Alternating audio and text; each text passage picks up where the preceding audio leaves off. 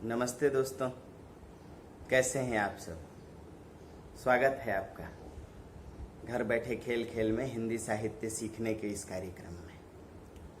दोस्तों, आज हम लोग देखने जा रहे हैं देवनागरी लिपि के मानकीकरण अथवा सुधार के प्रयास तथा देवनागरी लिपि के सुधार या मानकीकरण हेतु आपके प्रयास। देखिए, दो मुद्दे पूछे जाते हैं। एक तो अब तक विद्वानों ने क्या प्रयास किए और दूसरा आप क्या सुझाव देना चाहते हैं।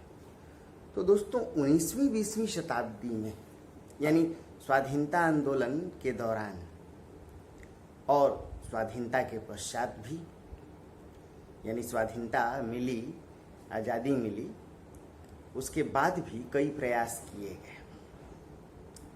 दोस्तों, देवनागरी लिपि की कई कमियां रही हैं, कई दोष रहे। किसी ने कहा कि इसमें वर्णों का आधिक्य है, किसी ने कहा इसमें ऊष्म व्यंजन श श श का वर्ण भेद करना मुश्किल है, किशोरों के द्वारा इनको सीखना सहज नहीं है। किसी ने कहा कि इसमें मात्राओं को ऊपर नीचे लगाने की समस्या है। किसी ने कहा कि मात्राएं कैसी लगाई जाएं, ये अपने आप में एक दोष है। किसी ने यह मान लिया कि वर्णों को संयुक्त करने के लिए कोई ऊपर नीचे लगाता है, कोई बाएं दाएं का क्रम, जैसे मिट्टी ट में हलंत फिर ट बड़ी, और कोई मिट्टी ट के नीचे ही ट लिख देता है। तो देवनागरी लिपि की कई समस्याएं उभर कर के आई। भाषाविदों ने इसकी कई समस्याएं दर्शाने की कोशिश की। देवनागरी के अंकों को लेकर के भी जटिलता की बात की गई। इन सभी समस्याओं को देखते हुए भाषाविदों, इतिहासकारों, यहाँ तक कि सामाजिक विचारकों ने भी कई सुझाव दिए देवनागरी लिपि के मानकीकरण अथवा सुधार हेतु। यदि देखा जाए तो सबसे पहले महादेव गोविंद राणा डे, बड़ा चर्चित नाम रहा है स्वाधीनता संग्राम के दौरान। तो महादेव गोविंद राणा डे ने यह सुझाव दिया कि देवनागरी लिपि के अनावश्यक वर्णों को निकाल दिया जाए। संभवतः उन्होंने यह सुझाव दिया होगा कि मूर्धन्य श षटकोण वाला, री ऋषि वाला, अंग पंचमाक्षर है, क ख ग घ अंग ञ, ऐसे वर्णों को निकाल दिया जाए। दोस्तों, कलकत्ता उच्च न्यायालय के न्यायाधीश थे श्री शारदा चरण मित्र। कलकत्ता उच्च न्यायालय 2 राज्यों का हाई कोर्ट है, यदि आप देखें तो पश्चिम बंगाल और अंडमान निकोबार। तो कलकत्ता उच्च न्यायालय के न्यायाधीश श्री शारदा चरण मित्र ने भी देवनागरी लिपि के सुधार हेतु कुछ महत्वपूर्ण कार्य किए। एक तो उन्होंने देवनगर नामक समाचार पत्र का संपादन किया और दूसरा नागरी विस्तार परिषद नामक समिति की स्थापना की, ताकि देवनागरी की कमियों को खत्म करते हुए इसे एक भूमंडल की लिपि बनाई जा सके। दोस्तों, श्री सुनीति कुमार चटर्जी या डॉक्टर सुनीति कुमार चटर्जी, उन्हें ही कहीं कहीं आप चाटुर्जिया नाम से भी पढ़ते हैं। तो डॉक्टर सुनीति कुमार चटर्जी ने यह माना कि देवनागरी के वर्ण जटिल हैं।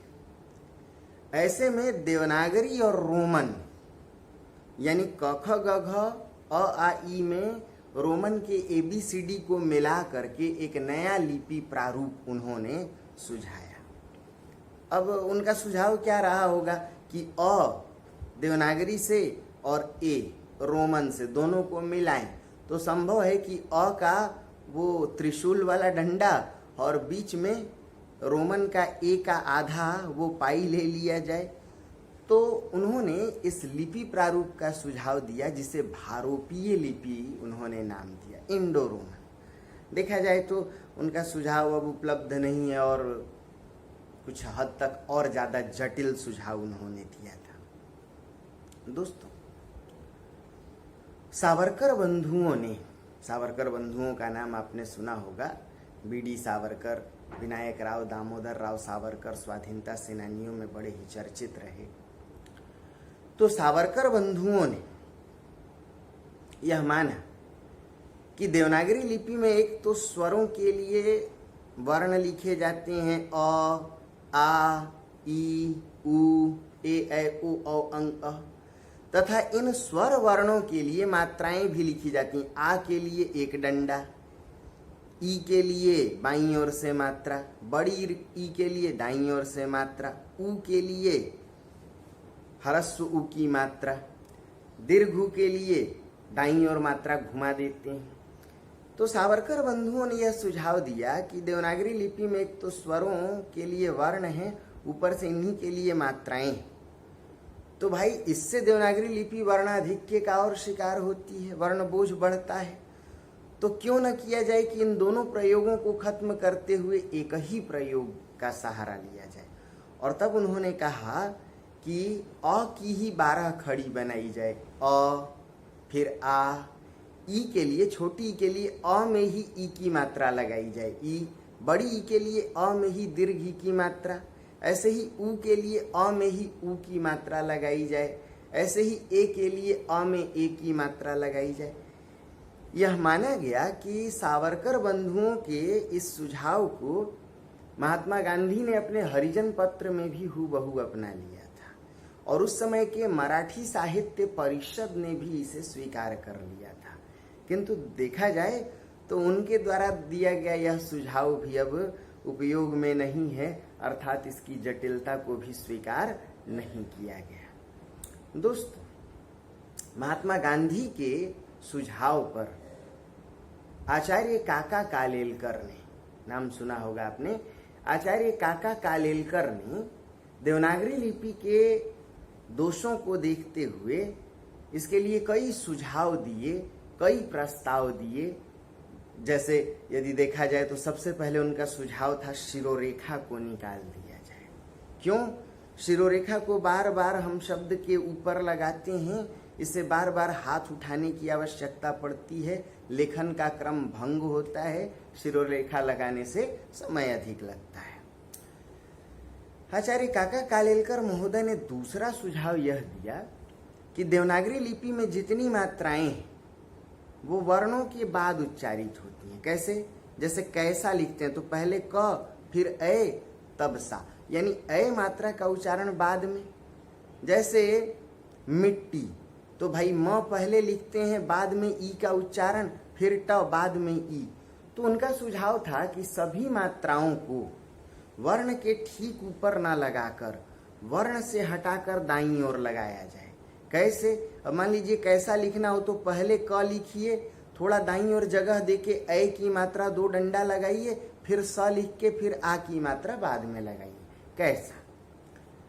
कालेलकर महोदय ने यह भी सुझाव दिया कि देवनागरी लिपि में कई वर्ण हैं जो एक जैसे दिखते हैं, या कुछ वर्ण ऐसे हैं उनके 2 रूप लिखे जाते हैं। अगर आपने देखा होगा तो ल को कोई ऐसे भी लिखता है, कोई ल को मराठी ल, कोई झ को ऐसे लिखता है, कोई झ को भ की तरह लिख करके बाद में पूंछ लगा देता है।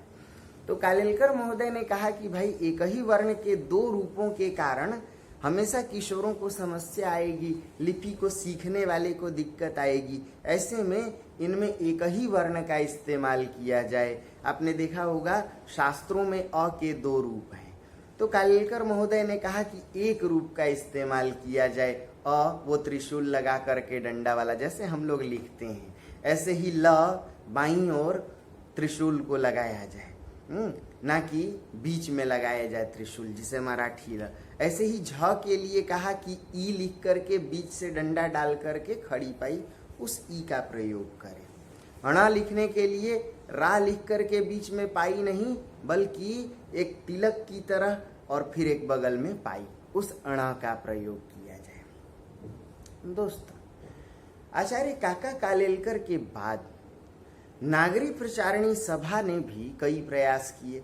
नागरी प्रचारणी सभा के माध्यम से बाबू श्याम सुंदर दास, लाला श्रीनिवास दास, बाबू गोरख प्रसाद दास, ऐसे विद्वानों ने देवनागरी के सुधार हेतु कुछ सुझाव दिए। किसी ने कहा कि पंचमाक्षर हटा दें, पंचमाक्षर अंग इया, 5वां अक्षर क ख ग घ अंग, क्रम में जो 5वें नंबर पे हो उसे पंचमाक्षर कहते हैं। तो किसी ने कहा पंचमाक्षर को हटा दिया जाए। किसी ने कहा कि देवनागरी लिपि में महाप्राण ध्वनियों के कारण वर्ण बोझ है। महाप्राण ध्वनि क्या है? क के बाद ख, ग के बाद घ, च के बाद छ, जिससे अधिक हवा निकले। अब उन्होंने ये सुझाव क्यों दिया होगा? देखा होगा कि रोमन लिपि में तो महाप्राण ध्वनि है ही नहीं, एकमात्र एच लेटर है, उसी से महाप्राण ध्वनि बनाई जाती है। के से क, के एच ख, जी से ग, जी एच घ। तो सुझाव आया कि महाप्राण ध्वनियों को हटा दिया जाए, अल्प्राण से ही सहारा लिया जाए, अल्प्राण में कुछ प्रतीकों को जोड़ लिया जाए। दोस्तों, सबसे महत्वपूर्ण यदि किसी के सुझावों को माना गया तो उन्हें आचार्य नरेंद्र देव के नाम से हम जानते हैं। आचार्य नरेंद्र देव ने देवनागरी लिपि के सुधार हेतु कई ठोस महत्वपूर्ण सुझाव दिए। जैसे उन्होंने एक तो कहा, उन्होंने भी माना कि भाई शिरोरेखा का प्रयोग यदि आप लिख रहे हैं तो मत कीजिए, यानी शिरोरेखा के प्रयोग के लिए उन्होंने भी मना किया कि मत कीजिए, इससे समय अधिक लगता है। उनका दूसरा सुझाव था कि सावरकर बंधुओं ने जो अ की 12 खड़ी बताई थी, अ में ही छोटी ई, अ में ही छोटा उ, उस 12 खड़ी को निकाल दिया जाए। सावरकर बंधुओं ने कहा कि भाई एक ही जैसे दो वर्ण दिखते हैं, यानी अलग अलग वर्ण होकर भी उनमें एक समता दिखाई पड़ती है, उनको अलग करने के लिए गुजराती घुंडी का सहारा लिया जाए। कैसे? म और भ को अलग करने के लिए भ में पहले एक गोल घुंडी लगाया जाए, ऐसे ही घ और ध को अलग करने के लिए ध में एक घुंडी लगा के लिखा जाए। सावरकर बंधुओं ने कहा कि वर्णों को संयुक्त करने के लिए जो हम ऊपर नीचे का क्रम लगाते हैं, जैसे उक्त, जैसे मिट्टी ट के नीचे ट, उसकी जगह बाएं दाएं के क्रम का प्रयोग किया जाए। सावरकर बंधुओं ने भी सभी मात्राओं को वर्ण से हटाकर दाईं ओर लगाने का सुझाव दिया। जैसे भाई किसी लिखना हो तो पहले क लिखिए, फिर छोटी ई की मात्रा लगाइए, और छोटी ई की मात्रा को भी उन्होंने कहा कि बड़ी ई की मात्रा की तरह ही लगाइए, यानी उसे दाईं ओर घुमाइए, और बड़ी ई की मात्रा को उससे थोड़ी लंबी कर दीजिए ताकि दोनों में अंतर स्पष्ट किया जाए। सावरकर बंधुओं ने यहाँ तक माना कि एक ही वर्ण को दो रूपों में जो लिखा जाता है उसे हटाकर उसके एक रूप का ही प्रयोग किया जाए। सावरकर बंधुओं का यह भी सुझाव था कि संयुक्त व्यंजन ध्वनियाँ दो वर्णों को मिलाकर के लिखी जाती हैं, जैसे क और श, मूर्धन्य श, दोनों को मिला दें तो छ। अब कहा कि एक क्षत्रिय वाला जो क्ष है या त्र, त और र को मिलाकर, तो संयुक्त वर्णों का प्रयोग ना करके उनके मूल वर्णों का ही प्रयोग किया जाए। जैसे क्ष लिखना हो तो आधा क श, क्ष, त्र लिखना हो तो आधा त र, त्र। दोस्तों, सावरकर बंधु बाल गंगाधर तिलक ने भी एक सुझाव दिया था। बाल गंगाधर तिलक ने माना कि देवनागरी लिपि में कई वर्ण ऐसे हैं जिनका टाइपिंग कार्य में, यानी टंकण में और प्रिंटिंग मुद्रण कार्य में जटिल प्रयोग होता है, यानी कई वर्णों का सहारा लेना पड़ता है। ऐसे में बाल गंगाधर तिलक ने 190 अक्षरों का एक फॉन्ट तैयार किया ताकि मुद्रण और उससे टंकण, प्रिंटिंग और टाइपिंग कार्य किया जा सके। उनके फॉन्ट को तिलक फॉन्ट कहा गया। देखा जाए तो इन सुझावों के बाद केंद्रीय हिंदी निदेशालय ने भी कई प्रयास किए, देवनागरी ई प्रचारणी सभा के द्वारा भी कई प्रयास किए गए, हिंदी वर्धनी सभा ने भी कई प्रयास किए, परंतु इन सभी सुझावों और प्रयासों में आचार्य नरेंद्र देव के सुझावों को महत्व दिया गया।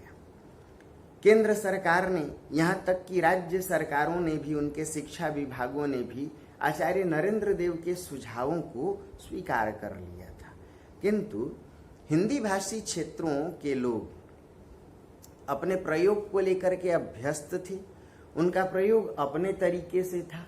अब ऐसे में प्रयोक्ता वर्ग या प्रयोग करने वाले हिंदी की जनता के विरोध को देखते हुए यह सुझाव आया, केंद्र सरकार ने यह छूट दे दी सबको अपनी मर्जी से देवनागरी के प्रयोग की छूट दी। भाई जिसका जो मन करे, शिरोरेखा लगाना है लगाइए, नहीं लगाना है मत लगाइए।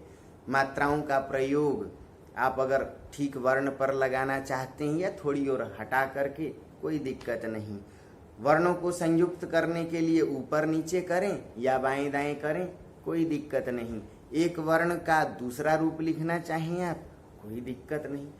केंद्र सरकार के द्वारा मिली इस छूट के कारण देवनागरी लिपि विविधताओं से ग्रसित होती चली गई।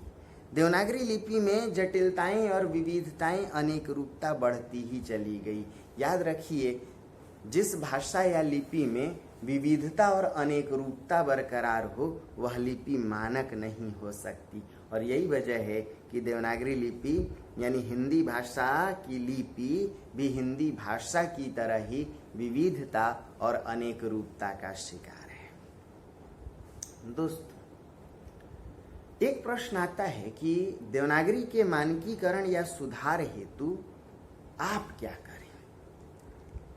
तो आप क्या करें यानी आपके सुझाव क्या हो सकते हैं। अब जरा समझिए, हम लोग कोई भाषाविद तो है नहीं, कोई भाषा शास्त्री तो है नहीं कि अपनी ओर से सुझाव दे दें। तो इसका एक मतलब बनता है कि भाई 19वीं 20वीं शताब्दी में जो सुधार के प्रयास किए गए वो तो प्रयास थे ही। सभी प्रयासों के बावजूद आज जो लिपि का रूप है वही देवनागरी लिपि का देखा जाए तो सहज और आसानी से प्रयोग किया जाने वाला, और यहाँ तक कि पाठक वर्ग या प्रयोक्ता वर्ग के अभ्यास से जुड़ा हुआ प्रारूप है। हम अब उसका प्रयोग ऐसे करते आए हैं कि वह हमारे स्वभाव का अंग बन चुका है, देवनागरी लिपि का प्रारूप। तो उसमें बहुत ज़्यादा आपके लिए छेड़छाड़ की कोई गुंजाइश नहीं है। और दूसरी बात कि जो रूप मौजूद है वह अपने आप में वैज्ञानिक है। कैसे? मान लीजिए कि पहले सुझाव आया था कि अंग, ञ, री जैसे वर्णों को देवनागरी से हटा दिया जाए। तो आप यह सुझाव दें कि यदि ऐसे वर्णों को हम हटा दें तो तत्सम या संस्कृत के बहुत शब्द निराधार हो जाएंगे। जैसे वांग्मय अंग से लिखते हैं, फिर कैसे लिखेंगे? ऋषि, ऋण, कृपाण ऐसे शब्दों को, कृषि ऐसे शब्दों को बिना री ध्वनि के हम नहीं लिख सकते। तो अंग, ञ, री जैसे वर्ण आज भी देवनागरी लिपि के लिए आवश्यक हैं। इनके प्रयोग से हम संस्कृत के कई शब्दों को लिखते हैं। दोस्तों, एक सुझाव आया कि देवनागरी लिपि से महाप्राण ध्वनियों को निकाल दिया जाए, यानी दूसरी, चौथी, ख, घ, छ, झ। आप जरा सोचिए, इस लिपि में कितनी वैज्ञानिकता है। वही बात आप रोमन लिपि में लिखते हैं तो छोटा लिखने के लिए आपको सी में एच लगाना पड़ता है, छोटा। लेकिन उसके बाद भी देखिए समस्या आती है कि CHOTH छोटा है कि चोटा है।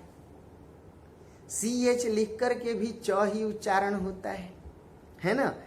इसका अर्थ है कि देवनागरी लिपि के प्रत्येक वर्ण स्वतंत्र है, उनसे एक स्वतंत्र ध्वनि उच्चारित होती है। आप रोमन में लिखिए KALA। अब जरा समझिए, वो कला भी है और काला भी है। लेकिन देवनागरी लिपि में कला और काला यानी अ और आ का स्पष्ट अंतर है। अर्थात स्वर ह्रस्व और दीर्घ में निर्धारित हैं। अ, आ, छोटी ई, बड़ी ई, छोटा उ, बड़ा उ। उसके बाद संयुक्त स्वर हैं ए, ऐ, उ, औ, फिर अंग अ, पंचमाक्षर यानी नासिक ध्वनि और विसर्ग ध्वनि। फिर व्यंजन ध्वनियों का जो प्रयोग है वो भी अपने वर्ग में है। सबसे पहले कंठ ध्वनि क, ख, ग, घ। फिर दोस्तों तालव्य ध्वनि च, छ, ज, झ। फिर मूर्धन्य ध्वनि ट, ठ, ड, ढ। सबका उच्चारण स्थान अलग है।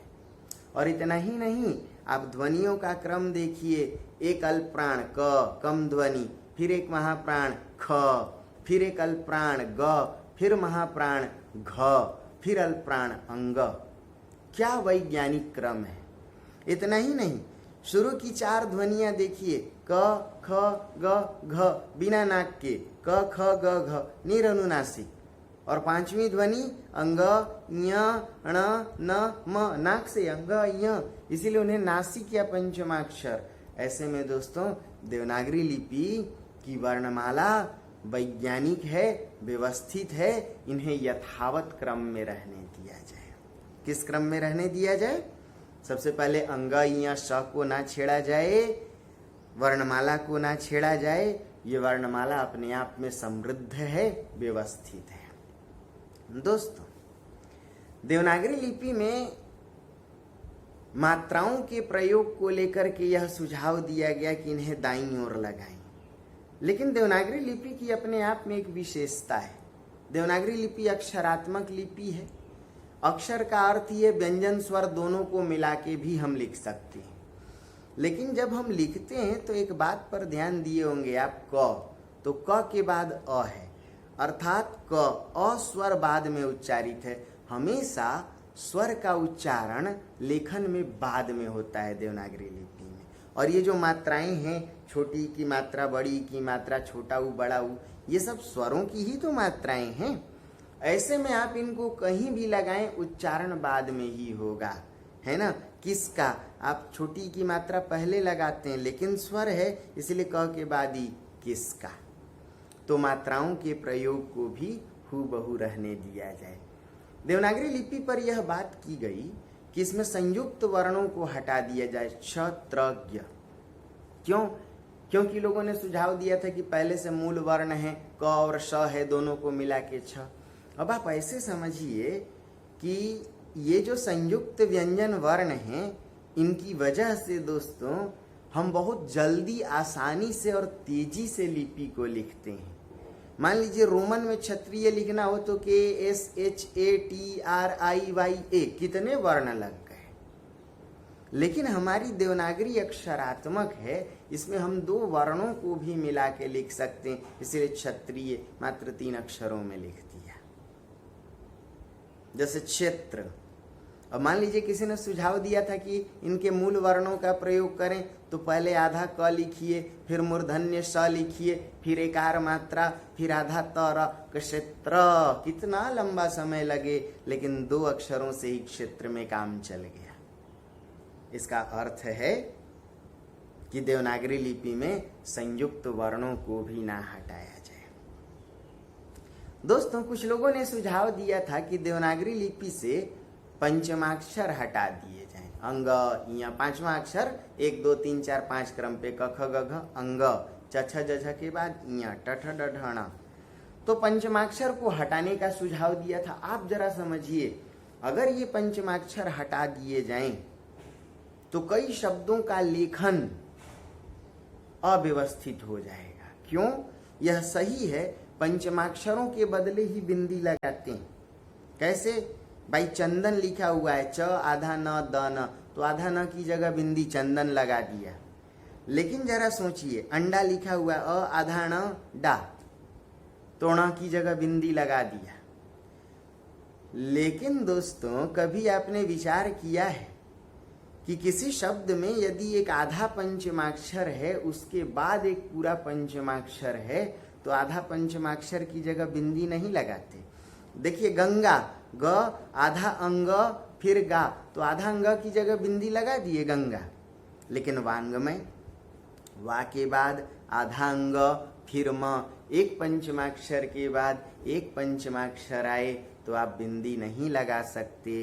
अर्थात देवनागरी लिपि में पंचमाक्षरों को भी रहने दिया जाए। दोस्तों आप अपनी ओर से एक सुझाव अवश्य दें कि देवनागरी लिपि कि अब अंकों की जगह रोमन के अंकों का ही प्रयोग किया जाए। 1 2 3 4 5 6 7 8, क्योंकि देवनागरी के अंक जो हैं 1 2 3 4 5 6 अब ये प्रासंगिक नहीं रह गए हैं, और किशोरों को ही नहीं बल्कि हमें भी इसमें दिक्कत आती है। दोस्तों आप यह भी सुझाव दें कि ऊष्म व्यंजन की 3 ध्वनियां तालव्य श, मूर्धन्य स, दंत्य स, इन्हें भी नहीं छेड़ा जाए।